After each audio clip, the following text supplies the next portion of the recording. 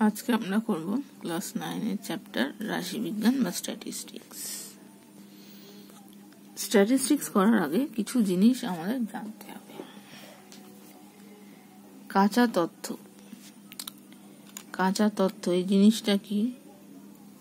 এই যে কিছু কিছু সংখ্যা একসঙ্গে এরকম দেয়া থাকে, এই জিনিসটাকে বলে হচ্ছে কাঁচা তথ্য। অনেকগুলো সংখ্যাকে একসাথে আরবিটারি কাঁচা তথ্য বা র ডেটা বলে। আর এরম ভাবে সাজানোটাকে বলে পরিসংখ্যা বিভাজন তালিকা। এই কি কি আছে সেখান থেকে নিয়ে তার সঙ্গে ট্যালি মার্ক কটা আছে পরপর দেখে দেখে পরিসংখ্যা করা হয়, এইটাকে বলা হচ্ছে পরিসংখ্যা বিভাজন তালিকা। এরপরে দেখো পেজ নাম্বার 152। রাশিবিজ্ঞানে পরিবর্তনশীল চলনকে বলা হচ্ছে গুণ লক্ষণ বা গুণ অ্যাট্রিবিউট, যেটা আর কি। যেমন হচ্ছে কারোর বাড়িতে যতগুলি ইলেকট্রিক সুইচ থাকে তার দুটি অবস্থা, জ্বালানো আর নেভানো। পরিবর্তনশীল আর কি, যেটা হয় আর কি, কটা জ্বালাচ্ছি কটা নেভাচ্ছি সেটা পরিবর্তন হয়, সেটাকে গুণ বা জাতি বলে। কোন বাড়ির সদস্যদের মহিলা ও পুরুষ পরিবর্তন হয়, সেইটা আর কি। এবার হচ্ছে কোন প্রদত্ত রাশিতত্ত্বে চলে সর্বোচ্চ ও সর্বনিম্ন মানের অন্তর হচ্ছে প্রসার। মানে এই যে এইখানে যে র ডেটাগুলো দেওয়া আছে, এর মধ্যে সব থেকে ছোট মান যেটা আর সব থেকে বড় মান যেটা, তাদের যে বিয়োগফল মানে অন্তর, সেটা হচ্ছে প্রসার। এখানে দেখো সব থেকে ছোট ওটাই ছিল 75 আর সব থেকে বড় ছিল 275, তার দুটোর মধ্যে ডিফারেন্স হচ্ছে 200, সেটাই হচ্ছে প্রসার বা রেঞ্জ। এরপরে দেখো শ্রেণী অন্তর কি। এবার যেই জিনিসগুলো দেয়া থাকে সেগুলোকে এরকম ভাবে কয়েকটা সম ডিস্টেন্সে ভাগ করা হয়। এই প্রত্যেকটাকেই বলা হচ্ছে, প্রত্যেকটা শ্রেণীকে বলা হয় শ্রেণী অন্তর বা ক্লাস ইন্টারভ্যাল। এবার দেখো শ্রেণী পরিসংখ্যাটাকে, প্রত্যেকটা শ্রেণীতে কতজন করে আছে সেই সংখ্যাটাকে বলা হচ্ছে শ্রেণী পরিসংখ্যা। এই যে অন্তরটা কত ডিফারেন্স, সেটা মোটামুটি 5-এর কম নেওয়া যায় না, বা 30-এর নেওয়া উচিত, 30-এর বেশি নেওয়া উচিত নয়। 5-এর কম বা 30-এর বেশি, এই দুটোর মধ্যে 10 ডিফারেন্স হতে পারে, 20 হতে পারে, 25 হতে পারে, 30 হতে পারে। 30-এর বেশিটা নেওয়া ঠিক না, বা 5-এর কম নেওয়া ঠিক নয়। এরপরে দেখো সেটা হচ্ছে শ্রেণী সীমা। কোন শ্রেণীর চলে প্রান্তস্থ মানদ্বয়কে বলে শ্রেণীর সীমা। মানে মনে করো এই যে জিনিসটা হলো, এর এই যে দুটো মান, প্রান্তস্থ মান যেটা থেকে শুরু হচ্ছে যেটা থেকে শেষ হচ্ছে, এই দুটোকে বলা হচ্ছে শ্রেণী সীমা। যেটা দিয়ে শুরু হচ্ছে সেটাকে বলে দেখো হচ্ছে নিম্ন সীমা, আর যেটা দিয়ে শেষ হচ্ছে প্রত্যেকটার ক্ষেত্রে সেটাকে বলা হচ্ছে ঊর্ধ্ব সীমা। এই যে ক্ষুদ্রতম মানটিকে বলে নিম্ন সীমা আর বৃহত্তর মানটিকে বলে ঊর্ধ্ব সীমা। এবার দেখো এই যে শ্রেণীর সীমা, এটা ভাঙার পদ্ধতি, এটা হচ্ছে দুরকম পদ্ধতি হয়। একটা হচ্ছে শ্রেণী বহির্ভূত পদ্ধতি, একটা শ্রেণী অন্তর্ভুক্ত পদ্ধতি। বহির্ভূত পদ্ধতিটা কি, যে কোনো গ্যাপ থাকে না। মনে করো 70 থেকে 105, 105 থেকে 140, 140 থেকে 175, মাঝখানে কোনো গ্যাপ নেই, যেটাতে শেষ হচ্ছে সেটা থেকেই শুরু হচ্ছে। এটা হচ্ছে শ্রেণী বহির্ভূত পদ্ধতি। এই রকম করতে হলে যখন সংখ্যাগুলো নেব, 105-এ শেষ হচ্ছে তো আমি 104 পর্যন্ত নেব, 105টা চলে যাবে পরেরটায়, এখানে আমি নেব 139 পর্যন্ত, যেখানে 140 থেকে শুরু হচ্ছে সেখানে চলে যাবে 140টা। বোঝা গেছে? এইরকম ভাবে হয়। আর শ্রেণী অন্তর্ভুক্ত পদ্ধতিতে কি হয়, সেখানে মাঝখানে গ্যাপ থাকে, মানে 60 থেকে 69, 70 থেকে 79, মাঝখানে একটা একটা করে গ্যাপ থাকে। এক্ষেত্রে কি হয়, 69 মানে 69 পর্যন্তই চলে, আর 70 থেকে এখানে শুরু হয়, 79 মানে 79, কিন্তু এখানে দেখো যেটাতে শেষ সেটাতেই শুরু। তাহলে 105 থাকলে কোথায় যাওয়া উচিত? সেক্ষেত্রে 105 থাকলে যেটা থেকে শুরু হচ্ছে 105টা সেখানে যাবে। এটা হচ্ছে কমে যায়, মানে 105-এ শেষ 104 পর্যন্ত যায়, 140 শেষ 139 পর্যন্ত যাবে। এটা হচ্ছে দুটো পদ্ধতি, বোঝা গেল? এরপরে হচ্ছে শ্রেণীর সীমানা কখন আসে।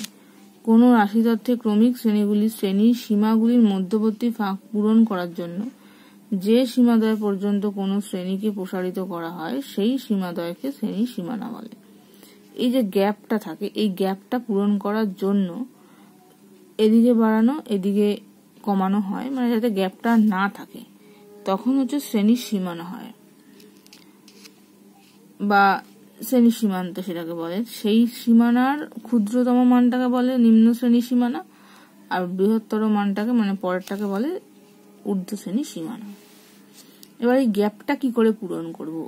গ্যাপটা হচ্ছে ঊর্ধ্বসীমা, মানে কোনো শ্রেণীর ঊর্ধ্বসীমা ও তার পরবর্তী শ্রেণীটির নিম্ন সীমার অন্তরকে ডি ধরা হয়।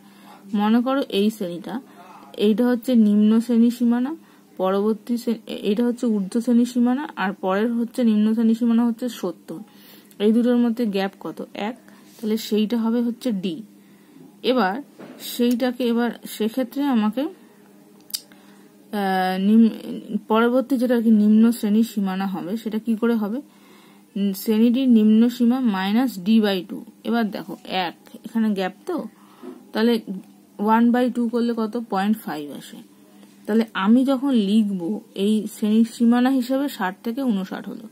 এবার সীমানা যখন করব 0.5 60-এর আগে চলে যাবে, তার মানে 59.5 থেকে এটার পরে আরো 0.5 যাবে, জুড়তে হবে। নিম্ন হবে বিয়োগ করতে, আর ঊর্ধ্বটার সাথে যোগ করতে হবে। তাহলে 59.5 থেকে 69.5। আবার যখন পরেরটা নেব তখন এটার থেকে আবার 0.5 বিয়োগ হবে, মানে 69.5 থেকে এটার সাথে যোগ হবে 79.5। এইভাবে পরে চলবে, তখন দেখবে আর গ্যাপটা থাকছে না। ঠিক আছে, এই যে দেখো 60 থেকে 69টা হয়ে গেল 59.5 থেকে 69.5, এইটা হয়ে যাবে 69.5 থেকে 79.5, এটা হয়ে যাবে 79.5 থেকে 89.5। বোঝা গেল? এরপরে দেখো, সেটা হচ্ছে মধ্যমান বা শ্রেণী মধ্য কাকে বলে? জলের যে মান শ্রেণীর সীমানাদ্বয়ের ঠিক মাঝখানে থাকে তাকে বলা হচ্ছে শ্রেণীর মধ্যমান। মনে করো 70 থেকে 105, তাহলে মধ্যমান কি হবে? 70 যোগ 105/2। এই যে শ্রেণীর মধ্যমান, ঊর্ধ্ব শ্রেণীর সীমা প্লাস নিম্ন শ্রেণীর সীমা /2। যেটা সীমা থাকবে সেটা সীমা দিয়ে করতে হবে, আর যেটার ক্ষেত্রে সীমানা আছে সেটা সীমানা দিয়ে করতে হবে। ঊর্ধ্ব শ্রেণীর সীমানা প্লাস নিম্ন শ্রেণীর সীমানা /2, এই করে করে প্রত্যেকটা মধ্যমান মান। এই যে দেখো 60 থেকে 69 যখন, তখন এটা হচ্ছে তোমার যদি শ্রেণীর সীমানা করে নিই 59.5 থেকে 69.5, সেটা দুটো যোগ করে /2, আর এই দুটো যোগ করে /2 করলেও একই হবে। এরপরে দেখো শ্রেণী দৈর্ঘ্য। শ্রেণী দৈর্ঘ্যটা কি? ঊর্ধ্ব সীমা আর নিম্ন সীমার মধ্যে যে ডিফারেন্সটা, সেটা হচ্ছে শ্রেণী দৈর্ঘ্য। যেমন হচ্ছে 60 আর 69, সেটা শ্রেণী দৈর্ঘ্য কি হবে? সীমানা করে নিতে হবে 59.5 থেকে 69.5, তাদের মধ্যে যে ডিফারেন্সটা হবে সেটা হচ্ছে 10। এটাই হচ্ছে শ্রেণী দৈর্ঘ্য। শ্রেণী দৈর্ঘ্য একটা অঙ্কের ক্ষেত্রে সবগুলোর ক্ষেত্রেই সমান হয়। এবার দেখো বলেছে পরিসংখ্যা ঘনত্ব।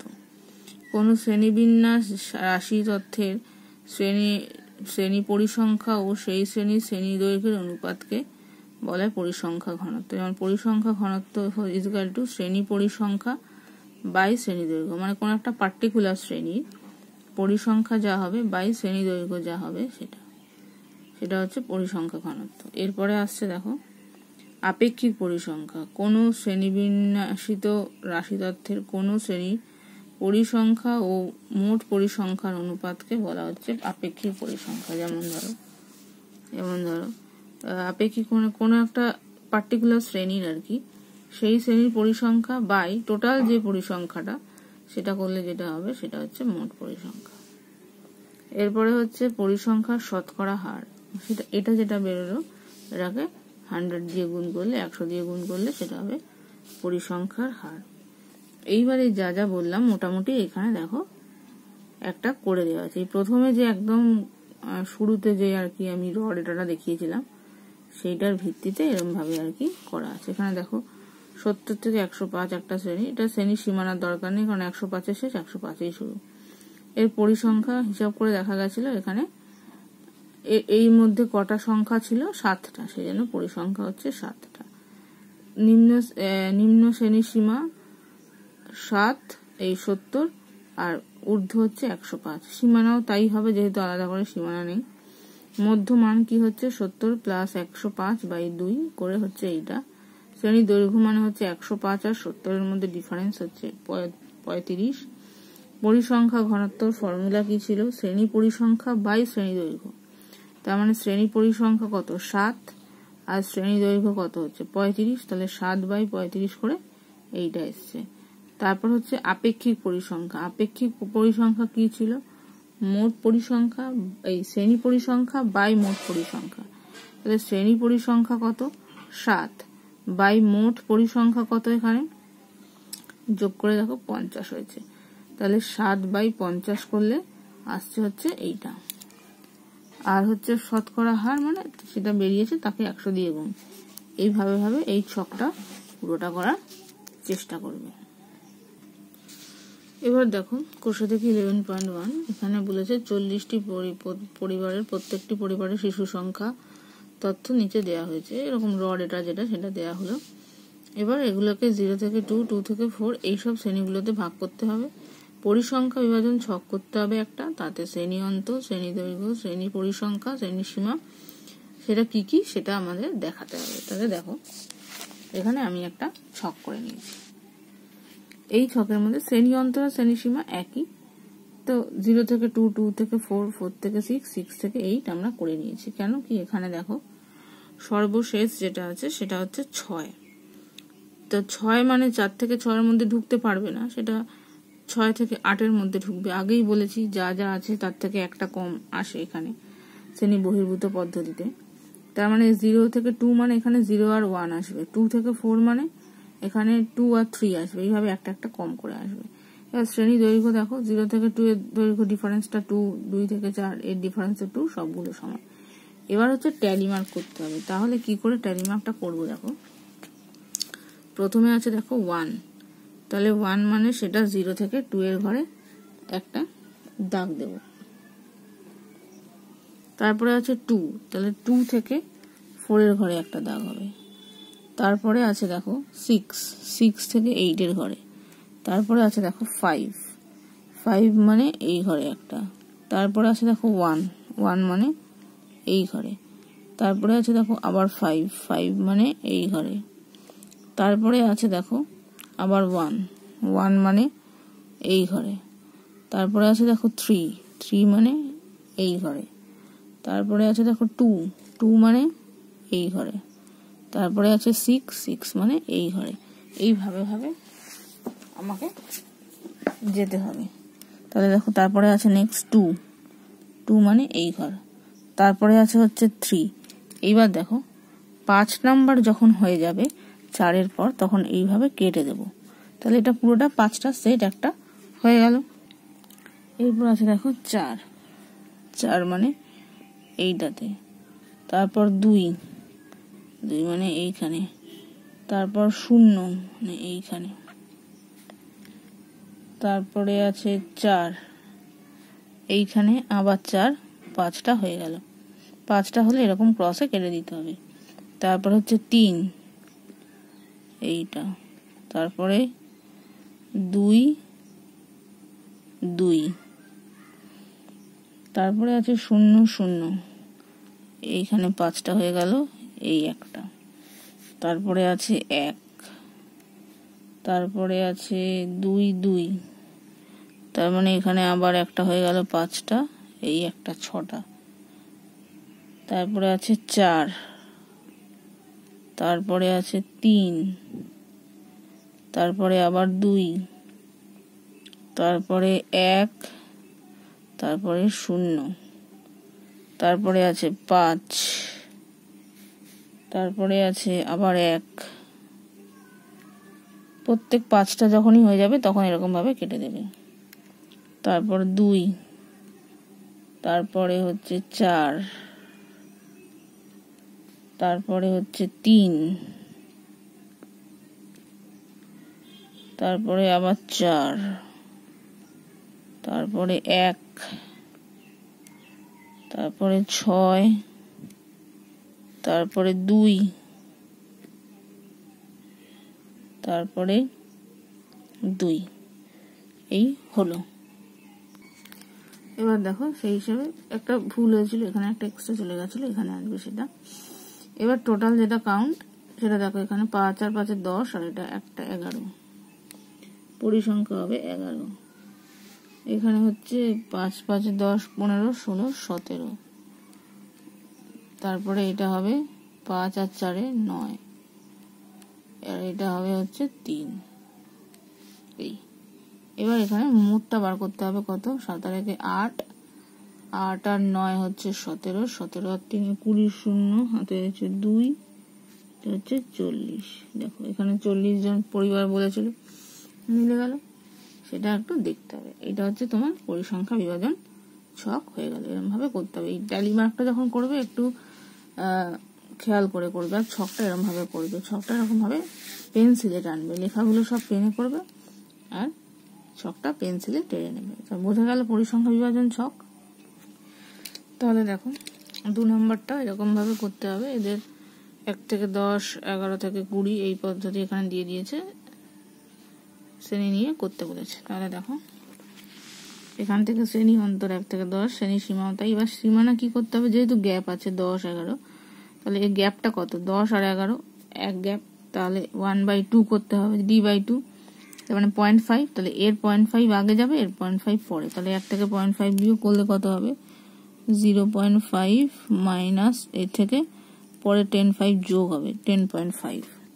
এবার এটার 0.5 আগে, মানে 10.5 থেকে 20.5, এটা আগে আবার 20.5 থেকে 30.5, তারপরেরটা আসবে 30.5 থেকে 40.5, এটা 40.5 থেকে 50.5। শ্রেণী দৈর্ঘ্য মানে এই দুটোর মধ্যে ডিফারেন্স, 0.5 আর 10.5 এর মধ্যে ডিফারেন্স হচ্ছে 10, এটাও 10, দেখবে সবগুলোই 10 হলো। এবার ট্যালি মার্ক। এবার প্রথমে আছে দেখো 34। এবার দেখো যেহেতু এই পদ্ধতি, তো শ্রেণী সীমানা হিসাবে ধরে করো, সীমানা হিসাবে ধরে করলেও এখানে 1 থেকে 10 এর মধ্যে যা যা আছে, মানে 1 2 3 4 5 6 7 8 9 10 পর্যন্ত এই ঘরে বসবে, কারণ এখানে 10.5 হয়ে গেছে। এবার 11 থেকে 20 পর্যন্ত যা যা আছে সব এই ঘরে বসবে, সেইভাবে ট্যালি মার্কটা করতে পারবে। প্রথমে আছে দেখো 34 মানে এই ঘরে বসবে। তারপরে আছে 27 মানে এই ঘরে। তারপরে আছে 45 মানে এই ঘরে। তারপরে আছে দেখো 21 এই ঘরে। তারপরে আছে দেখো 30 হলেও কিন্তু এই ঘরেই বসবে, বোঝা গেল। এইভাবে পরপর আমরা করতে থাকবো। তারপরে আছে 40 মানে 40 পর্যন্ত মানে এই ঘরে বসবে। তারপরে আছে 11 মানে এই ঘরে বসবে। তারপরে আছে দেখো 47 মানে এই ঘরে। তারপরে আছে 1 মানে এই ঘরে। এরপর আছে 15 মানে এই ঘরে। এইভাবে আমরা পরপর করতে থাকবো। দেখো এবার পুরোটা করে নিয়েছি। তাহলে প্রথমে হবে হচ্ছে 6, তারপরে হচ্ছে 8, তারপরে 11, তারপরে হবে 7, তারপরে হচ্ছে 8। এবার এখানে মোট লিখি, টোটাল যোগ করলে 8 আর 6 14, 15, 15 আর 7 22, 22 আর 8 20, এই না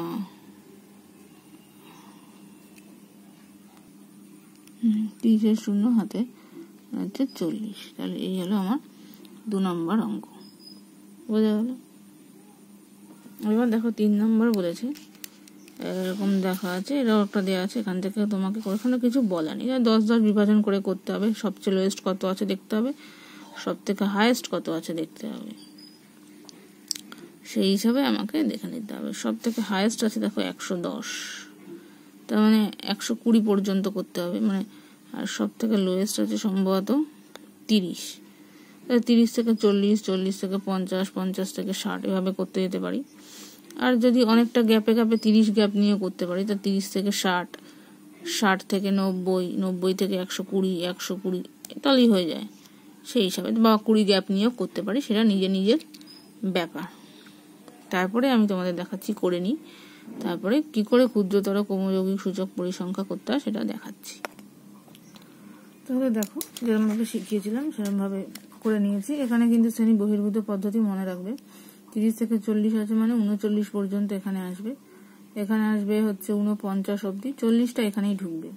এবার এখানে 50 থেকে শুরু মানে 50 থেকে 59 অবধি এখানে আসবে। সেইভাবে ওই এরকম ভাবে ট্যালি মার্কটা করে নিয়ে এই এলো। এবার হচ্ছে তোমার ক্ষুদ্রতর সূচক ক্রমযৌগিক পরিসংখ্যা কি করে করে, সেটা হচ্ছে প্রথম যেটা আছে সেটা হবে এখানে, তার মানে হচ্ছে এখানে 4, তারপরে 4-এর সাথে যে পরের যেটা আছে সেটা যোগ হয়ে যাবে, মানে 4 আর 6 10। এবার 10-এর সাথে যোগ হয়ে যাবে পরেরটা, মানে হচ্ছে 13, মানে পরপর যোগ করে করে যাবে। এবার 13-এর সাথে যোগ হবে 4, মানে হচ্ছে 17। এবার 17-এর সাথে যোগ হবে 8, মানে হচ্ছে 25। তারপর 25-এর সাথে যোগ হবে 7, তার মানে হচ্ছে 32। তারপর 32-এর সাথে যোগ হবে 3, 35, 35-এর সাথে 3 38, 38-এর সাথে 2 হচ্ছে 40। এবার দেখবে শেষেরটা এসে এই যে টোটাল যেটা সেটার সাথে মিলে গেছে, তাহলে বুঝবে যে তোমার অঙ্ক ঠিক আছে। এই হচ্ছে আমার ক্ষুদ্রতর সূচক। আবার যদি বৃহত্তর সূচক বলে তখন আবার আরেকটা নিয়ম, তখন সেটা অন্য অঙ্কে আমি তোমাদের দেখিয়ে দেবো কি করে বৃহত্তর সূচক করে। বৃহত্তর সূচক হলে হতো কি, প্রথমটা এখানে আসতে হচ্ছে 40, 40-এর থেকে তারপর 4 বিয়োগ হতো 36, মানে পরপর বিয়োগ হয়ে আসতো। তারপরটা থেকে হতো 6 বিয়োগ মানে 30, তারপর থেকে আসতো 3 বিয়োগ 27, এইভাবে আসতো। মানে প্রথমে টোটালটা লেখা হতো প্রথম ঘরে, তারপর এক এক করে বিয়োগ করে আসতো। প্রথমে 4 বিয়োগ, তারপর 6 বিয়োগ, তারপর যেটা আসতো তার থেকে 3 বিয়োগ, এভাবে আসতো। তাহলে এই হচ্ছে ব্যাপার। তাহলে দেখো, এই অঙ্কটা করতে দেয়নি কিন্তু তোমাদের জানার জন্য এখানে উপরে ক্রমযৌগিক পরিসংখ্যা বৃহত্তর সূচক বলে আমি করে দিয়েছি যে 40-এর থেকে বিয়োগ হচ্ছে 4, 36 মানে পরিসংখ্যাটা হচ্ছে বিয়োগ।